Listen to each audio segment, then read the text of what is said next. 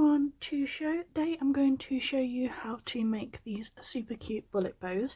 I do mine slightly different, and these are sort of almost open at the sides rather than this bit, because like I said, I think it gives it a nicer look to me personally, but like I said, there's lots of different options and hundreds of tutorials out there, so this is a version that I'm going to do. And I've done this one on a clip. And the other thing I've done is I've sewn mine and I've just glued my centres, because I tried to do some of the knots and I'm just not at the point where I'm happy with how flat they are. Like I said, they're just too bulky for me. So like I said, I haven't done a tied version just yet. I might do in the future once I've worked out how to stop them being so bulky. And I've also done them on these super cute soft nylon headbands. And when I do mine, I just put a little strip of felt across the back so that the bump's not against the child's head. So I've done these ones. Just move these out of the way and my little headband stand. And what you'll need is some bullet fabric, and this is the mustard version. Let me just take my clips out of the way. So I've got my nylon and my bits and pieces all ready to go. And this is 5 inches by 10 inches. And I cut it down off camera because I struggle to keep mine neat otherwise, so it's just over 10, just a tiny bit in case I need to cut it down any more, and just under 5, but like I said, that's from where I was trying to keep my edges tidy and I sort of overcut a little bit. So like I said, it's not a massive concern, just try and keep them as even as possibly you can. And if you're not using a rotary cutter, like I said, try and keep your cuts nice and clean. But I am planning more tutorials in the future, and I've got this really pretty gingerbread and Christmas tree cookies and this super cute nutcracker Christmas fabric. So like I said, I'm going to do that in a few weeks when it's a little bit closer to that time rather than now. And that's all from Jolif the craft store in the UK. So we're going to take our 10 inches by 5 inches, and what I do, bring this so you can see. So what I do is I take this side in almost halfway, just over halfway. It's about here. And then I take the other edge and I bring that in. And I do an overlap on here, so each side equal about an inch. So there you go. There's an inch from where it starts there, and it's the same this side. Sorry, I'm trying to get more. It's an inch that side as well. When I'm happy, so it doesn't move when I'm putting my stitches in, I clip here. And the other thing I do is to make sure it's all nicely balanced, I fold it in half like so. Take my needle while it's folded in half, and you want to go through here so that you know that's the centre. If you wanted to, if you've got a erasable marker, so if you've got one of these air markers where it fades slightly, if you test it on a bit of your fabric and leave it for a few hours and it fades, then you would be safe to use this to put a line down the centre if you wanted something as a better stitch guide. But this is how I do it. So I'm going to do 8 stitches because I'm going to have 4 nicely even creases. So 1, 2, 3, 4, 5, 6, 7,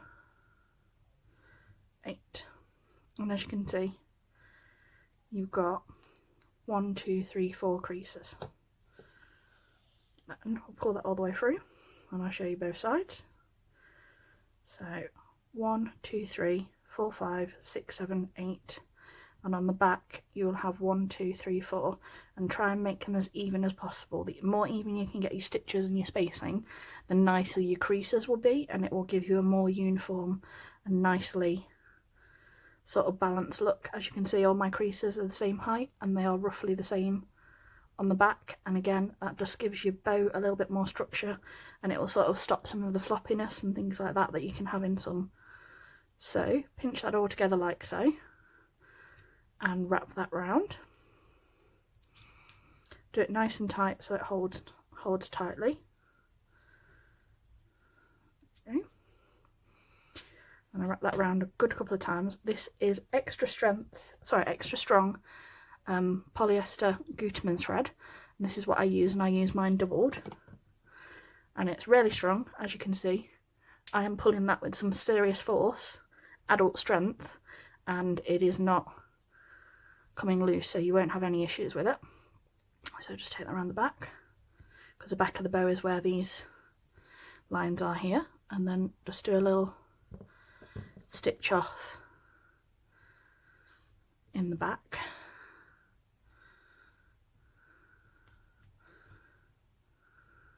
There we go.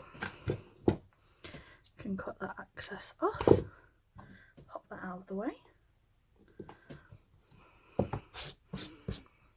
So as you can see, you've got a nicely well balanced bow here. The other thing is I take these off each side, and again, if you're not happy with like where things are, you can sort of move your knot a little bit and make sure it's nicely even each side. And the other thing I do, now I've got fabric glue, but if you wanted to, you could use your glue gun, and all I do is I put a tiny dot of glue on here.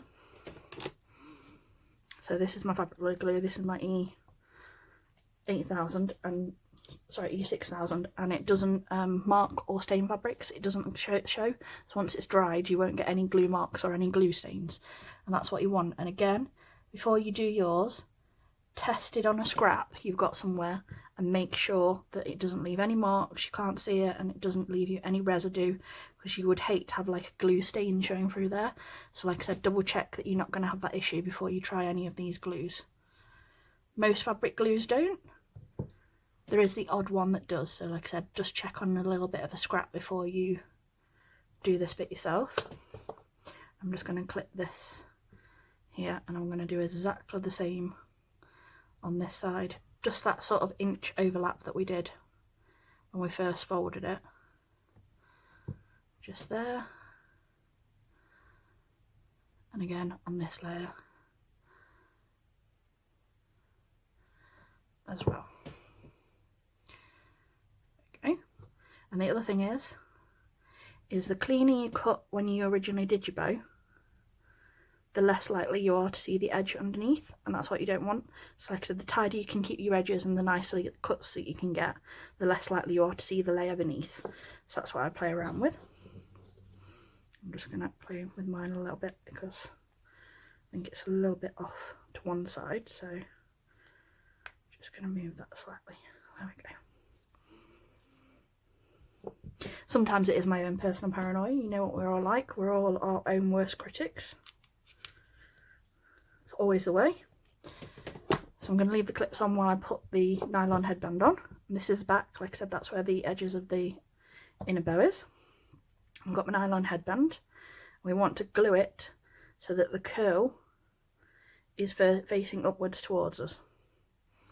I'm just going to put a dot of glue across here, just a little bit, and then take this, open it up a little bit and place it on our glue, and I just hold that down there for a second. Careful of your fingers, because obviously that glue does sort of come through that a little bit. And then I've got this piece, which is roughly just a little bit over an inch and a half by about 4. Now I won't use all of this, I'll probably only use 3 inches, but I like a little bit longer just so I've got enough room to cut it down if I need to. And I'm just going to put a drop of glue across the top, in one corner, fold that halfway, well, 1/3 in,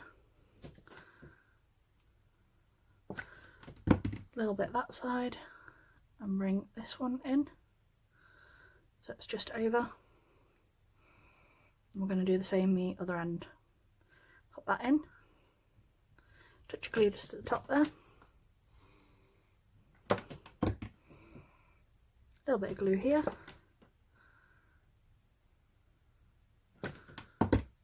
And this is what I do for my middles instead of doing the tie, because like I said, I just can't work with the bulkiness of some of them. So, and in my description box there will be a link to my Facebook group. If you want to try some different styles of bullet that I haven't currently made yet, there is a lot of amazing creators out there, including some peer-to-peer tutorials. So there is a link in my group to one of the Facebook group that does predominantly bullet material, and there's lots and lots of amazing tutorials on there. So pop over and join that group, and like I said, you'll find lots of other techniques other than my own. So just going to wrap this around the centre. Make sure that that stays closed. Bring it round. Make sure you've got enough over that side. And like I said, once you're sure you've got enough to wrap, you can cut that little bit of extra off. The best thing about the bullet fabric is it doesn't fray. So again, just do a little bit more glue.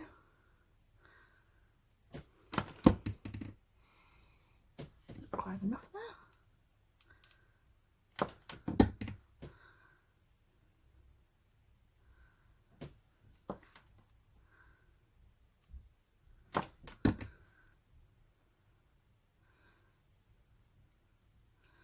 Okay, and then we'll put glue on the back. And pinch that in, and then all I'm going to do is take my little bit of felt, and this is just a piece that is 1.5 centimeters by about 5 centimeters. Like I said, you could do smaller, you could do bigger, as long as it's over your knot, not this, so it's not against the child's head. And all I do is I do a bit of glue on the join here. Place that over there, and then I open up the curl of the nylon, work out where that bit's going to fall, and put a drop of glue along there, open that nylon headband curl open, and what it will do is it will curl round. Do the same this end, open it up, bit of glue on the felt, and this is 100% wool felt. This is also from Jolif, and the link to the store will be in my description box as well. So just glue those sides in, make sure you're there you go, and then you've got a super cute bullet headband suitable for a toddler, or from sort of, these go from sort of 3 months up to toddler sizing, depending on the size of the child's head. But like I said, these nylons tend to be sort of one size fits all, from sort of newborn all the way up to sort of 2 to 3 year olds, depending on how big the child's head is. So there we go, quite simple. Nice and easy technique for you.